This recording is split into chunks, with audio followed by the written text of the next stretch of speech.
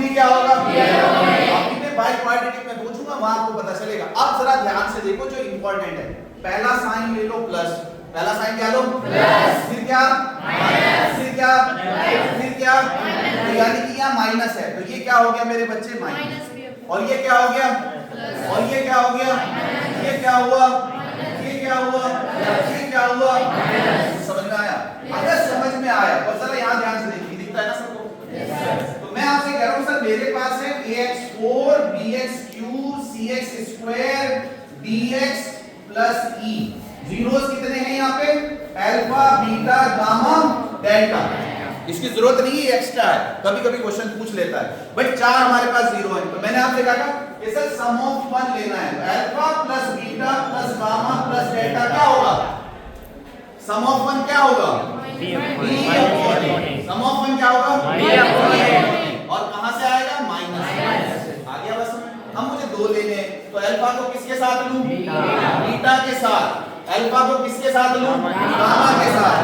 भाई हमारे तो हथियार अच्छे नहीं है भाई, ठीक है। अल्फा को किसके साथ लूं? गामा के साथ। फिर अल्फा को किसके साथ लूं? डेल्टा के साथ। तो अल्फा खत्म।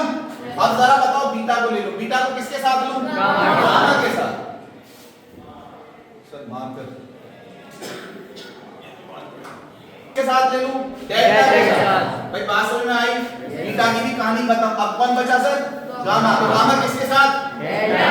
तो sum of 1 b upon m, sum of 2 c upon a। ये माइनस में था तो ये प्लस। वंडरफुल। अब बताइए कितना सिस्टमैटिकल है। अगर 5 भी ले लोगे तब भी ये रहेगा, 6 ले लोगे तब भी ये रहेगा। तो मैथमेटिक्स जो है या जो नेचर है वो बहुत ही सिस्टमैटिकल है। आप जरा कुछ सोच के देखो, जो सूरज निकलने का टाइम है वो क्या है? आज से 50 साल बाद, आज क्या तारीख है? 4 मई।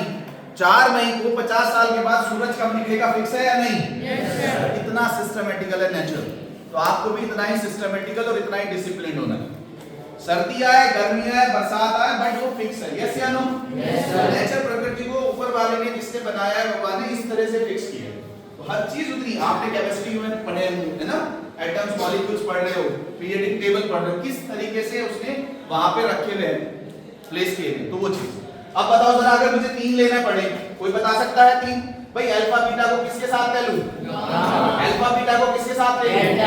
अल्फा बीटा को गामा के साथ ले लो, अल्फा बीटा को डेल्टा के साथ ले लो। तो अल्फा बीटा की कहानी खत्म। अल्फा गामा को ले लो, अल्फा गामा किसके साथ आएगा? डेल्टा के साथ। तो अल्फा गामा डेल्टा। अब बचा बीटा गामा, तो बीटा गामा किसके साथ आएगा? डेल्टा के साथ। कौन बताएगा कि 3 वाला केस क्या होगा? 1 वाला क्या है? b upon m।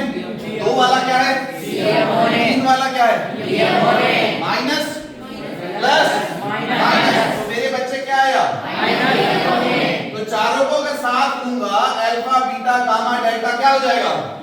e upon. भाई 1 का सम b अपॉन a, 2 का सम c upon a, d upon a, तो 4 क्या हुआ? Minus plus minus plus. मेरे बच्चे अगर ये सीख लिया तो आधा चैप्टर तो खत्म हो गया, क्योंकि आपसे यही वैल्यू निकल गया। बात समझ में आई? Yes sir. जल्दी सुनो, क्वेश्चन तो सारे कर लेंगे। पहली जो बात है वो है कॉन्सेप्ट्स की, बेसिक्स की।